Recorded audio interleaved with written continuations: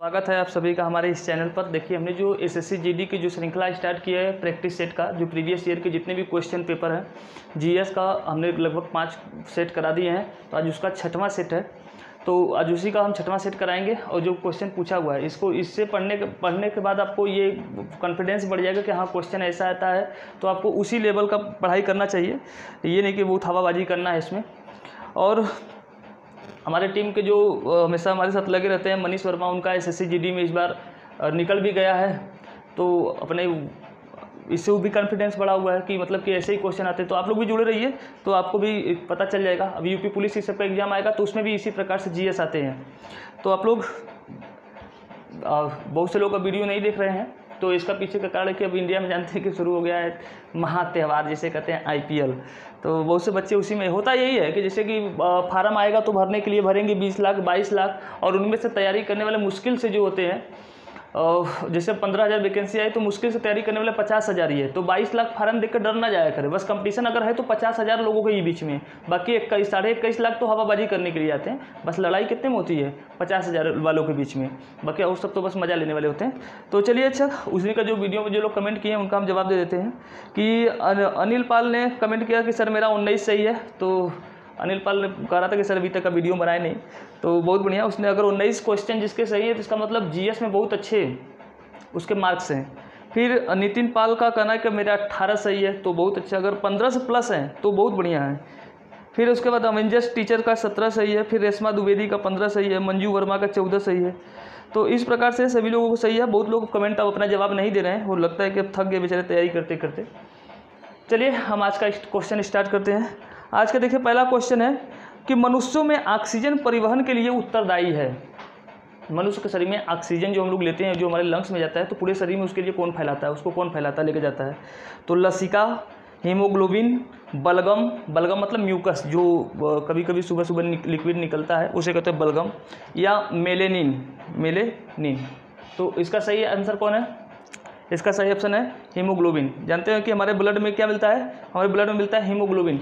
तो हीमोग्लोबिन में क्या पाया जाता है? उनमें पाया जाता है आयरन, यानी फेरस। वो आयरन क्या करता है कि जब हम ऑक्सीजन लेते हैं तो हमारे फेफड़े में जब जाता है ऑक्सीजन, और हार्ट से जो हार्ट यानी हृदय से जो ब्लड नलिकाएं आई होती हैं, जो हृदय से जुड़ी और फेफड़े से जुड़ी होती हैं, तो वहाँ पर वो जो ब्लड में हीमोग्लोबिन पाया जाता है, हमारे हार्ट से लंग्स यानी फेफड़ों से ब्लड को क्या कर लेता है? अवशोषित कर लेते हैं, उसके साथ रिएक्शन कर लेता है आयरन, और ऑक्सीजन को लेकर पूरे शरीर में घूमता है। अगर हमारे शरीर में ऑक्सीजन की कमी हो जाए तो हम कितना भोजन कर ले, हमारे लिए वो भोजन किसी काम का नहीं है। वो फिर कुछ भी खाए हो आप, तो जब जो हमने भोजन खाया है ग्लूकोज को अगर आपने उसको एनर्जी में कन्वर्ट करना है तो आपको ऑक्सीजन जरूरी है। तो हीमोग्लोबिन की कमी हो जाती है तो बहुत से व्यक्ति हमेशा एकदम मुंह बनाए रहते हैं, एकदम मुंह लटकाए रहते हैं, सुबह से एकदम अनहुआए रहते हैं। तो ऐसे व्यक्ति को क्या किया जाता है कि हीमोग्लोबिन के लिए पहाड़ों पर या ऊंची जगहों पर या किसी ऐसी जगह पर ले जाओ जहाँ पर ऑक्सीजन की मात्रा कम हो। जहाँ पर ऑक्सीजन की मात्रा कम होती है तो हमारे शरीर में अपने आप क्या होता है? हीमोग्लोबिन की मात्रा बढ़ जाती है। ठीक है, तो हीमोग्लोबिन बहुत जरूरी है। तो हमारे शरीर में परिवहन जो ऑक्सीजन का करता है वो कौन करता है? हीमोग्लोबिन। फिर उसके बाद है उष्मा का सबसे अच्छा चालक है। तो उष्मा का सबसे अच्छा चालक कौन है? ऑप्शन है पारा, सीसा, स्टेनलेस स्टील और चांदी। ये 4 ऑप्शन है, पारा, सीसा, स्टेनलेस स्टील और चांदी। तो इसका राइट आंसर है चांदी। इसका राइट आंसर कौन है? चांदी। यानी कि हीट यानी उष्मा का सबसे अच्छा चालक, अगर मतलब उष्मा जिसमें से आपको एक जगह से दूसरी जगह भेजना है तो सबसे अच्छा कौन सी धातु यूज करेंगे उष्मा के चालन के लिए? तो चांदी यूज करेंगे। और विद्युत के भी चालन के लिए सबसे अच्छा कौन पड़ता है? तो चांदी ही पड़ता है। विद्युत के भी चालन के लिए सबसे अच्छा विद्युत के भी चालक है चांदी। फिर है केरल में फसल की कटाई पर कौन सा उत्सव मनाया जाता है? जब फसल काटा जाता है केरल में तो कौन सा उत्सव मनाया जाता है? तो हमारा ऑप्शन है लोहड़ी, पोंगल, ओणम, वैसाखी। इसका राइट आंसर है ओणम। जानते कि जब केरल में फसल काटी जाती है तो वहाँ पर 2 महीने तक लगभग एक त्यौहार मनाई जाती है, बड़ी धूमधाम से मनाई जाती है ओणम, जिसमें नौका दौड़ भी कराया जाता है, नौका दौड़ भी कराया जाता है। तो ये ओणम है केरल में, जो कि वहाँ पर बहुत से लोगों को मानना है, रूढ़िवादियों का, कि वहाँ पर एक असुर राजा थे जिनका नाम था महाबली। तो महाबली के आने पर वो त्यौहार मनाया जाता है कि जब वो असुर लोक से या पाताल लोक से आए थे तो उनके आने की खुशी में त्यौहार मनाई जाती है ओणम। कहाँ पर? केरल में। और जो वहाँ पर नौका दौड़ होता है उसे क्या कहते हैं, बल्लम कली। ये आप याद रखिएगा कि बल्लम कली पूछ लेता है कि किस त्यौहार से संबंधित है बल्लम कली, तो बल्लम कली संबंधित है नौका दौड़ यानी कि ओणम से संबंधित है। और ये कहाँ का त्यौहार है, केरल का। और जो बैसाखी है ये तो जानते हैं कहाँ का है, ये पंजाब का है, जिसमें भांगड़ा उंगड़ा पे लोग डांस करते हैं। फिर पोंगल, पोंगल कहाँ का है, तमिलनाडु का, जिसमें पोंगल पे जो सांड़ों की लड़ाई होती है, सांड वाला, सांड मनुष्य सांड के साथ लड़ता है, इस त्यौहार पर रोक लगाई गई थी। जलीकट्टू इसी संबंधित है, पोंगल से ही। फिर एक त्यौहार जो है लोहड़ी, लोहड़ी जो जानते हैं कि महाराष्ट्र में मनाई जाती है लोहड़ी। फिर उसके बाद है पहले स्तनपायी क्लोन भेड़ का नाम क्या है। हमने बताया था इस पर, जो मैंने क्लोनिंग पे जो क्लास लिया तो उसमें बताया है कि पहले जो स्तनपायी मतलब स्तनधारी कौन सा ऐसा है भेड़ है जिसका क्लोन बनाया गया था, तो सान का पोली डाली भेड़, उसका नाम क्या था। तो हमने बताया था कि 1998 में इयान विल्मट साहब ने एक भेड़ की क्लोनिंग की थी जिसका नाम था डॉली। ऐसे मैंने क्लोनिंग का बनाया वीडियो, बहुत इंटरेस्टिंग वीडियो, आप लोग देख लीजिएगा। और ये जो डॉली था 1998 में क्लोनिंग बनी थी, 2004-05 में मर गई क्योंकि आनुवंशिक, उसकी माता को एक बीमारी थी, कैंसर था, तो उसी की कोशिका से, जानते हैं क्लोनिंग उसी कोशिका से बनाया जाएगा पूरे के पूरे उसी गुणसूत्र से, तो उसको भी कैंसर था, तो 2004-05 में वो भी क्या हो गई, डॉली भी मर गई, भेड़ था वो। फिर उसके बाद ड्यूस शब्द किस खेल के साथ जुड़ा हुआ है, lawn tennis, cricket, baseball, hockey. ऐसे शब्द आ जाते हैं कभी कभी एग्जाम में कि ड्यूस शब्द जो है किस खेल से जुड़ा हुआ है, तो इसका सही ऑप्शन है लॉन टेनिस। किससे जुड़ा हुआ है, लॉन टेनिस से जुड़ा हुआ है, लॉन टेनिस से। फिर उसके बाद है कि नदी एकमात्र प्राकृतिक जल स्रोत है जो रेगिस्तान में एक झील के अंदर बहती है, एक झील के अंदर बहती है। लूनी, काली, गंगा, तिस्ता। आप राजस्थान में जाएंगे तो वहाँ पे एक नदी है कि रेगिस्तान में उत्पन्न होगी और किसी महासागर में जाके नहीं मिलेगी, बल्कि रेगिस्तान में क्या होती है, जाकर रुक जाती है, तो उस नदी का नाम है लूनी। इसे रेगिस्तान की गंगा कहा जाता है, यानी भारत में रेगिस्तान की गंगा कहा जाता है। ये राजस्थान में जो अरावली की पहाड़ियाँ हैं उसी अरावली की पहाड़ियों में से निकलती है लूनी नदी, और जाके मरुस्थल में यानी गुजरात में जाते जाते क्या हो जाती है, समाप्त हो जाती है, इसलिए इसे क्या कहा जाता है, रेगिस्तान की गंगा कही जाती है। तो यह याद रखिएगा, राजस्थान में बहती है ये। फिर आगे नेक्स्ट क्वेश्चन है, उत्तरी भारतीय मैदानों की दलदली पट्टी को किस नाम से जाना जाता है। ऑप्शन है दोआब, तराई, भांगड़ा, खादर। भांगड़ा, खादर, तो इसको जाना जाता है तराई के नाम से। जो हिमालय है, हिमालय से जब कंकड़ पत्थर ये सब जब गिरते हैं तो भूमि पे जब गिरते हैं तो इससे एक मैदान कठोर कंकड़ीली पथरीली भूमि का निर्माण होता है जिसे कहते हैं भाबर क्षेत्र। क्या बोलते हैं, भाबर क्षेत्र। और हिमालय से जो नदियाँ आती हैं भाबर से होकर आती हैं, तो फिर उसके बाद क्या होती है, वो कंकड़ पत्थर के नीचे चली जाती हैं, नदियाँ दिखाई नहीं देती हैं, झीलें छोटे छोटे जो जल की जो नालियाँ होती है पानी की, वो दिखाई नहीं देती है। फिर उसके बाद जैसे ही कंकड़ पत्थर से आगे निकलती हैं तो कुछ भूमि दलदली होती है, उस दलदली भूमि को क्या कहा जाता है, तराई कहा जाता है। तराई का मैदान क्या कहा जाता है, तराई। तो दलदली भूमि को क्या कहा जाता है, तराई। तराई के बाद आता है बांगर, फिर उसके बाद क्या होता है, खादर। तो याद रखिएगा ये बातें भी कि सबसे पहले भाबर, भाबर के बाद तराई, तराई के बाद होती है बांगर, बांगर के बाद खादर, ये सब चलता है ऐसे। फिर आगे है प्रधानमंत्री PMGY का पूर्ण रूप क्या है। PMGY, तो ऑप्शन है प्रधानमंत्री ग्राम योजना, प्रधानमंत्री ग्रामोदय योजना, प्रधानमंत्री गुरुकुल योजना, प्रधानमंत्री गरीब योजना। ये कार्यक्रम शुरू किया गया था 2000 में, 2001 में, जो हमारे देश के प्राइम मिनिस्टर थे कौन, अटल बिहारी वाजपेयी, जो अब तो नहीं रहे। तो उन्हीं के समय में यह कार्यक्रम शुरू किया गया था PMGY यानी प्रधानमंत्री ग्रामोदय योजना। और इसी योजना के तहत जो स्कूलों में अब मिड डे मील स्कीम चलाया जाता है ना, जो भोजन खिलाया जाता है स्कूलों में, तो अब यही प्रधानमंत्री ग्रामोदय योजना के तहत ही, तो इसी के तहत 3 कार्यक्रम चलाए जाते हैं। एक तो मिड डे मील स्कीम जो दोपहर में भोजन कराया जाता है बच्चों को स्कूलों में, और एक था समेकित बाल विकास योजना, और एक है बालिका उत्थान योजना करके है, ऐसे करके है, बालिका उत्थान योजना करके है। तो ये 3 प्रोग्राम चलाए जाते हैं किसके तहत, प्रधानमंत्री ग्रामोदय योजना के तहत। फिर आगे है कौन सा देश दुनिया का सबसे बड़ा लोकतंत्र है। Iceland, Sweden, Norway, Bharat. Iceland, Sweden, Bharat, Norway, 4 option है। तो इसका सही ऑप्शन है भारत, क्योंकि आप सोचेंगे कि इससे बड़ा तो चीन है जनसंख्या के मामले में, तो चीन एक लोकतांत्रिक नहीं है, गणतांत्रिक भले है लेकिन लोकतांत्रिक नहीं है। तो सबसे अधिक जनसंख्या वाला अगर लोकतांत्रिक देश दुनिया में सबसे बड़ा है तो कौन है, वो है भारत। कौन है, भारत है। फिर आगे निम्न में से कौन सी शास्त्रीय नृत्य की एक शैली नहीं है।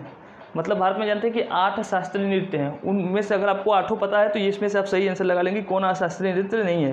कथक, कथकली, कालबेलिया और ओडिसी। कौन? ओडिसी।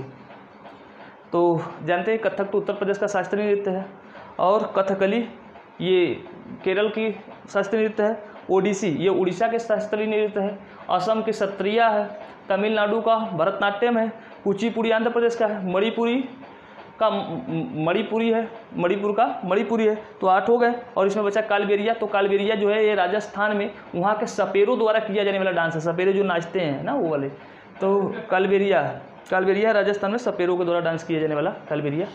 चलिए नेक्स्ट क्वेश्चन है, मस्तिष्क, फिर ब्लैंक स्पेस है, तंत्र का एक हिस्सा है। मस्तिष्क तंत्र का हिस्सा है, तंत्रिका, पाचन, परिसंचरण, अंतःस्रावी।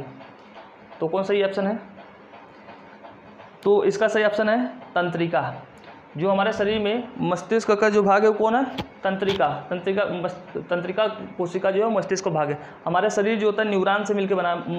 मस्तिष्क जो हमारा अंदर है किससे मिलकर बना है? न्यूरॉन सेल से मिलकर बना है। हमारे न्यूरॉन सेल्स के पास ही जब कोई खबर जाती है तभी हमें दर्द, खुशी, गम इस सब का क्या होता है? एहसास होता है। तो जब किसी डॉक्टर के पास आप जाते हैं दर्द की दवा लेने के लिए, जैसे मान लीजिए हमारे हाथ में तो चोट लग गया, हाथ में चोट लग गया, तो हम दर्द की गोली खा लेते हैं, तो हमें वो दर्द का एहसास नहीं होता। एक्चुअली वो जो दर्द की गोली आपने खाया है ना, वो आपका दर्द ठीक नहीं कर देता है, क्योंकि वो आपके हाथ में अगर चोट लगा है तो वो खबर आपके जो हड्डियों के बीच में फैला हुआ है तंत्रिका तंत्र, उस तंत्रिका तंत्र के माध्यम से वो खबर कहाँ जा रही है? मस्तिष्क तक। और आपने जब दवा खा लेंगे ना दर्द का, तो वो क्या करेगा कि यहाँ जो खबर आ रही थी उस तंत्रिका तंत्र का बीच में ही आके क्या होगी? रुक जाएगी, अभी यहीं पर रुक जाएगी। तो खबर कहाँ रहेगी? मस्तिष्क तक। हमें तो पता चलेगा कि दर्द हो ही नहीं रहा है। इसलिए देखेंगे कि डॉक्टर आपको दर्द की दवा 1-2 दिन के देगा, फिर उसके बाद कहेगा कि आप जाँच करवाइए, इससे अच्छे से इलाज करवाइए, क्योंकि अगर ठीक होने लायक होगा तो 1-2 दिन में हो जाएगा, नहीं तो फिर अगर नहीं सही हो रहा था इसका मतलब आपके पास आपको बड़ा इलाज कराने की जरूरत होगी।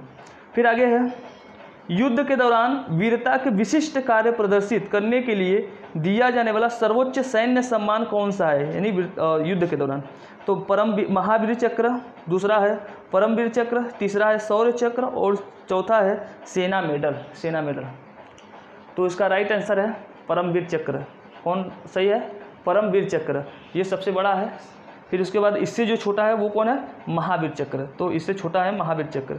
फिर नेक्स्ट क्वेश्चन है 38 नंबर का, निम्नलिखित विकल्पों में से कौन सी भारत में हिमालय की सबसे ऊंची चोटी है? भारत में हिमालय की सबसे ऊंची पर्वत चोटी है।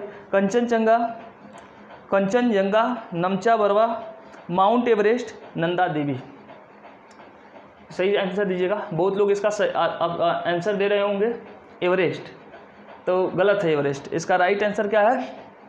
इसका राइट आंसर है कंचनजंगा है, क्योंकि एवरेस्ट जो है वो भारत में स्थित नहीं है। एवरेस्ट की सबसे ऊंची चोटी है लेकिन वो भारत में नहीं है, बल्कि वो कहाँ है? केरल में और नेपाल में है। तो भारत में पूछा है यहाँ पर, क्वेश्चन को देख करके आंसर टिक किया कीजिए। तो भारत में स्थित कौन है? कंचनजंगा, जो कि सिक्किम में है। तो भारत में उपस्थित सबसे ऊँची चोटी कौन है? कंचनजंगा है। ठीक है, ये अब याद रखिएगा। फिर उसके बाद है नामचा बरवा, जानते हैं कि अरुणाचल प्रदेश में, ये भी हिमालय का ही भाग है, अरुणाचल प्रदेश में है। और उसके बाद माउंट एवरेस्ट, ये तो नेपाल में है। नंदा देवी जो है ये कहाँ है? नंदा देवी पड़ता है उत्तराखंड में, ये हिमालय में ऊंची चोटी। इसको भी याद रखिएगा कि नंदा देवी कहाँ है? उत्तराखंड में। फिर भारतीय कवि, गीतकार और फिल्म निर्देशक संपूर्ण सिंह कालरा का उपनाम क्या है? अब ये क्वेश्चन मत याद रखिएगा, ये पूछेगा नहीं, उस वक्त करंट में थे इसलिए पूछ लिया था। तो इसका मैं आंसर बता देता हूँ कि संपूर्ण सिंह कालरा का नाम क्या था? तो गुलजार। इसका नाम क्या था? गुलजार। फिर आगे है, भारत में लोगों की वाले राज्यों को सबसे अधिक प्रतिनिधित्व मिलते हैं। भारत में सबसे अधिक किसको प्रतिनिधित्व मिलता है भाई? कम आबादी वाले को, अधिक आबादी वाले राज्य को, अधिक आय वाले राज्य को, या कम आय वाले राज्य को। तो सबसे अधिक किसको प्रतिनिधित्व मिलता है? जानते हैं कि भारत में जिस राज्य में जनसंख्या सबसे अधिक होगा उस राज्य को सबसे अधिक प्रतिनिधित्व दिया जाता है संसद में, सबसे अधिक आबादी वाले को। तो इसका सही आंसर कौन होगा? सबसे अधिक आबादी वाला। इसीलिए तो अपना उत्तर प्रदेश क्या है? क्षेत्रफल के हिसाब से चौथे स्थान पे है, लेकिन लोकसभा की सीटें यहाँ पर 80 है। तो टोटल 543 सीटों पर जो चुनाव होता है उनमें से 80 सीटें लेकर भारी भरकम उत्तर प्रदेश घूम रहा है। तो जैसे केंद्र में जब प्राइम मिनिस्टर का चुनाव होता है तो सबसे ज़्यादा डिपेंड कौन करता है? उत्तर प्रदेश। इसलिए देखेंगे कि 9 प्राइम मिनिस्टर अभी तक उत्तर प्रदेश से ही बने हैं। पूरे भारत में जितने अभी तक 16-17 प्राइम मिनिस्टर बने हैं, सबसे ज़्यादा महत्वपूर्ण उत्तर प्रदेश पड़ता है। ठीक है, इसीलिए क्योंकि सबसे अधिक आबादी वाला है। अभी तो इस पर अगर 2001 में इंदिरा गांधी ने अगर नियम नहीं लगाया तो तब तक उत्तर प्रदेश 150 डाक गया होता है यहाँ पर लोकसभा की सीटें। तो जो रोक लगा हुआ जनसंख्या 1971 के आधार पर, फिर 2001 में भी संशोधन करके कर दिया गया कि नहीं 1971 की जनसंख्या के आधार पर लोकसभा के सीटों का आवंटन किया जाएगा। अगर नहीं ऐसा होता तो बोले उत्तर प्रदेश खुद ही अकेला पूरे भारत एक तरफ और उत्तर प्रदेश एक तरफ प्राइम मिनिस्टर चुन लेता। फिर आगे है हिमालय की ऊंची ऊंची पर्वतमालाओं के घास के मैदान, घास के विशाल मैदान क्या कहलाते हैं? हिमालय की ऊंची ऊंची जो पर्वतमाला होती है उसमें घास के विशाल मैदान क्या कहलाते हैं? हरे घास के मैदान कहलाते हैं, मारू कहलाते हैं, भाबर कहलाते हैं या बुग्याल क्या कहलाते हैं? तो इसका राइट आंसर है बुग्याल। तो हिमालय की सबसे ऊंची जो चोटी जो महान हिमालय होता है, हिमालय को 3 भागों में बांटा जाता है ना कि महान हिमालय, मध्य लघु हिमालय, फिर उसके बाद शिवालिक की पहाड़ियाँ। तो जो महान हिमालय में जो घास के छोटे छोटे मिलते हैं उसे क्या कहा जाता है? उसे कहा जाता है बुग्याल। और इसी जो मध्य हिमालय होता है, जो लघु हिमालय होता है, उस लघु हिमालय में जो घास पाए जाते हैं उसको जम्मू कश्मीर में क्या कहा जाता है? उसे कहा जाता है मर्ग। क्या बोला जाता है? मर्ग बोला जाता है। फिर उसके बाद है स्वतंत्रता के बाद भारत के पहले उप प्रधानमंत्री कौन हुए? स्वतंत्रता के बाद भारत के पहले उप प्रधानमंत्री, प्रधानमंत्री नहीं, उप प्रधानमंत्री कौन बने थे? सरदार वल्लभ भाई पटेल, मोरारजी देसाई, जगजीवन राम, चरण सिंह। कौन थे? तो सरदार वल्लभ भाई पटेल। इसका राइट आंसर क्या होगा? सरदार वल्लभ भाई पटेल ये भारत के पहले गृह मंत्री भी थे। लेकिन एक बात याद रखिएगा कि भारत के संविधान में कहीं पर भी उप प्रधानमंत्री शब्द का उल्लेख नहीं किया गया है। फिर उसके बाद मोरारजी देसाई, इनके बारे में जान लीजिएगा कि ये प्रथम गैर कांग्रेसी प्राइम मिनिस्टर भारत के बने थे। 1977 में जब इंदिरा गांधी ने आपातकाल लगाया तो उसके बाद जो पहली बार गैर कांग्रेसी सरकार बनी थी तो उसके मुखिया कौन थे? मोरारजी देसाई थे। फिर उसके बाद जगजीवन राम, ये कैबिनेट मंत्री सबसे अधिक दिन तक रहने वाले हैं। जगजीवन राम कैबिनेट मंत्री रहने वाले भारत के सबसे अधिक दिन तक रहने वाले व्यक्ति हैं। फिर चौधरी चरण सिंह, ये चौधरी चरण सिंह बाद में प्राइम मिनिस्टर बने थे। चौधरी चरण सिंह यही उत्तर प्रदेश के थे ये भी। फिर आगे है निम्नलिखित में से कौन से व्यापार अवरोध नहीं है? मतलब व्यापार में कौन अवरोध उत्पन्न नहीं करता, मतलब व्यापार को घटाता निम्न में से कौन नहीं है? प्रशुल्क अवरोध, निषेध, प्रतिषेध, प्रतिरोध, निर्यात सुरक्षा, उपदान, यानी सब्सिडी को उपदान बोलते हैं, सब्सिडी। तो इनमें से निर्यात को व्यापार को कौन अवरोध नहीं उत्पन्न करता है? तो भाई निर्यात सुरक्षा। अगर आप निर्यात को सुरक्षा प्रदान करेंगे तो इससे कोई व्यापार में अवरोध उत्पन्न नहीं होगा। निर्यात सुरक्षा जो है ये किसी प्रकार से भी अवरोध उत्पन्न नहीं करता है किसी व्यापार के। फिर आगे है भारतीय जनता पार्टी, जिसको शॉर्ट फॉर्म में कहते हैं बीजेपी, भी वर्तमान में जिसकी सरकार है, मोदी जी की पार्टी। भारतीय जनता पार्टी की उत्पत्ति द्वारा स्थापित भारतीय जनसंघ में निहित है। तो किसने बनाया था ये पार्टी जो भारतीय जनसंघ थी? तो श्यामा प्रसाद मुखर्जी, अटल बिहारी वाजपेयी, लाल कृष्ण आडवाणी, मुरली मनोहर जोशी। तो देखिए ये इसका सही ऑप्शन होगा श्यामा प्रसाद मुखर्जी। ये जानते होंगे कि जो भारत के प्रथम जो कैबिनेट मंत्री बने थे उसके उद्योग मंत्री थे ये, उद्योग पंडित जवाहरलाल नेहरू के समय में। तो 1951 के समय में इन्होंने सबसे पहला व्यक्ति ये था जिसने कैबिनेट मंत्री से इस्तीफा दिया था। तो ये जम्मू कश्मीर में गए थे क्योंकि जम्मू कश्मीर के लिए अलग संविधान बना था 1951 के समय में। तो इन्होंने अपनी एक अलग पार्टी बनाई थी जिस पार्टी का नाम था जनसंघ पार्टी। इनकी पार्टी का नाम क्या था? जनसंघ पार्टी। एक्चुअली इनके ऊपर बड़ा आरोप लगता था, बहुत बड़े ब्राह्मणवादी कहलाते थे ये। तो 1951 में जब ये गए थे जम्मू कश्मीर में तो इनको वहीं पर किसी ने मुआ दिया था। तो उसमें बहुत लोग कहते हैं कि नेहरू साहब ने इनको मरवाया था, आरोप लगता है नेहरू साहब पर। फिर उसके बाद जो जनसंघ पार्टी है तो ये जनसंघ पार्टी 1951 से लेकर 76-77 के समय में ये कन्वर्ट हुई किस पार्टी में? जनता पार्टी के रूप में। जब इंदिरा गांधी ने आपातकाल लगा दिया था तो जनसंघ पार्टी फिर किस में हो गई? जनता पार्टी में 1977 के समय में, जिसमें गैर कांग्रेसी प्रथम मोरारजी देसाई प्राइम मिनिस्टर बने थे। फिर ये जनता पार्टी जो है इंदिरा गांधी की वजह से, बुद्धिमानी की वजह से ये भी टूट गई जनता पार्टी। तो जनता पार्टी ही टूट करके 1980 में अटल बिहारी वाजपेयी के द्वारा इसी जनता पार्टी से कौन बना है? भारतीय जनता पार्टी। और वर्तमान में देख रहे हैं भारतीय जनता पार्टी क्या है। अब इसका अलग अलग फुल फॉर्म बन गया है बीजेपी का। फिर आगे देखो, आगे है 1793 में जमींदारी प्रथा किसके द्वारा शुरू की गई थी? जमींदारी प्रथा 1793 में, जिसे स्थायी बंदोबस्त प्रणाली भी कहा जाता है। तो लॉर्ड कर्जन के द्वारा, कॉर्नवालिस के द्वारा, क्लाइव के द्वारा या क्लिंट के द्वारा। तो किसके द्वारा शुरू किया गया था ये? तो जानते हैं कि 1793 में जो स्थायी बंदोबस्त प्रणाली जो शुरू किया गया था ये किसके द्वारा शुरू किया गया था? लॉर्ड कॉर्नवालिस के द्वारा। ये अमेरिका का गवर्नर जनरल था। तो जब अमेरिका आज़ाद हो गया 1789 में 1787 में। तो वहाँ के बाद ब्रिटेन ने इसे कहाँ पर भेज दिया, क्लाई को, लॉर्ड क्लाई को, तो भारत में भेज दिया था ब्रिटेन ने। जब अमेरिका आज़ाद हो गया तो वहाँ से ये इसको यहाँ भेज दिया गया था। कॉर्नवालिस, तो इसने भारत में आकर स्थायी बंदोबस्त प्रणाली शुरुआत किया था। बहुत चीज़ों का इसने बड़ा अच्छा काम किया। भारत में पुलिस व्यवस्था के यही जनक कहलाता है, जो सिविल सर्विस का जनक है यही कहलाता है भारत में। बहुत अच्छे काम किए थे इसने। फिर उसके बाद हरित क्रांति में किसे शामिल क्यों नहीं किया जाता, क्वेश्चन है हरित क्रांति में किसे शामिल नहीं किया जाता है। गाँव की सड़कों के सुधार को, बीजों की अधिक उपज देने वाली किस्मों को, सिंचाई की अच्छी तरह से विकसित प्रणाली के उपयोग को, खेती में उन्नत तकनीक के उपयोग को। तो इसका सही ऑप्शन है गांव के सड़कों के सुधार को, क्योंकि अब ये हरित क्रांति से संबंधित थोड़ी होगा। हरित क्रांति जो था ये कब हुआ था भारत में, तो 1966-67 में। भारत में हरित क्रांति के जनक किसे कहा जाता है, एस.के. स्वामीनाथन को कहा जाता है। किसे कहा जाता है, एस.के. स्वामीनाथन। और पूरे विश्व में हरित क्रांति के जनक किसे कहा जाता है, तो ये कहा जाता है नॉर्मन बोरलॉन्ग, जो कि एक मैक्सिको के जो वैज्ञानिक थे। ऐसे पैदा तो अमेरिका में हुए थे, लेकिन उन्होंने अपना रिसर्च जो किया था वो कहाँ पर किया था, वो मैक्सिको में किया था। और उन्होंने क्या किया था कि जो फसल होते हैं, फसल के गुणसूत्रों को जस्ट दुगना, जैसे कि गेहूं होता है, गेहूं में 14 गुणसूत्र पाए जाते हैं, तो उन्होंने क्या किया कि उसके अंदर गुणसूत्र को दुगना कर दिया, 14 से 28 कर दिया। तो गेहूं की जो बालियां, जैसे आपको कुछ समझा दूं यहाँ पर थोड़ी सी कुछ बातें, जैसे गेहूं की बालियां पहले इतनी छोटी सी हुआ करती थी, तो इसमें 14 गुणसूत्र थे। उन्होंने क्या किया कि इसके अंदर गुणसूत्र बढ़ा करके, जो काल्चिसिन नामक एंजाइम होता है, काल्चिसिन एंजाइम से इसके अंदर गुणसूत्र को दुगना किया जाता है। तो 14 से 28 जब उन्होंने गुणसूत्र को किया, तो गेहूं की पेड़ तो उतना बड़ा रहा, लेकिन उसकी बालियां बड़ी हो गई। फिर उन्होंने तिगुना किया, यानी 42 गुणसूत्र किए उसके अंदर, तो फिर पेड़ उतना बड़ा रहा, लेकिन बालियां और बड़ी हो गई। तो इससे गेहूँ का प्रोडक्शन क्या होगा, पूरी दुनिया में बहुत तेज़ी से बढ़ा। बहुत तेज़ी से जब गुणसूत्रों को दुगना तिगुना करने से जब उत्पादन बढ़ा, तो इसका मतलब विश्व में जहाँ लोग खाए बगैर मर रहे थे, तो जब खाए बगैर मर रहे थे, तो इससे क्या हुआ, एक तरीके से भूखमरी दूर हुई उत्पादन बढ़ने के कारण। तो इनको इसके लिए नोबेल पुरस्कार दिया गया था। ये को बार क्वेश्चन पूछा था कि नॉर्मन बोरलॉन्ग को किस लिए नोबेल पुरस्कार दिया गया था, तो अर्थशास्त्र भी ऑप्शन में था। तो ऑप्शन में कौन था, ऑप्शन में उस वक्त शांति भी था। तो कोई किसी ने विश्व शांति पर नहीं सोचा होगा कि शांति का कार्य किया था, इससे विश्व शांति मिली थी। तो इनको विश्व शांति के लिए नोबेल पुरस्कार दिया गया था नॉर्मन बोरलॉन्ग साहब को। और उन्हीं के शिष्य थे कौन, उन्हीं के शिष्य थे भारत में एस.के. स्वामीनाथन। तो एस.के.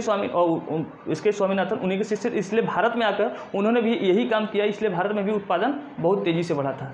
ठीक है, ये बात याद रखिएगा। तो नॉर्मन बोरलॉन्ग पुरस्कार सबसे पहला जो मिला था वो भी एस.के. स्वामीनाथन, उन्हीं के चेला थे, इसलिए इनको मिला था। चलिए आगे को आते हैं। हरित क्रांति में किसे शामिल नहीं किया जाता है, ये हो गया है। फिर नेक्स्ट क्वेश्चन है,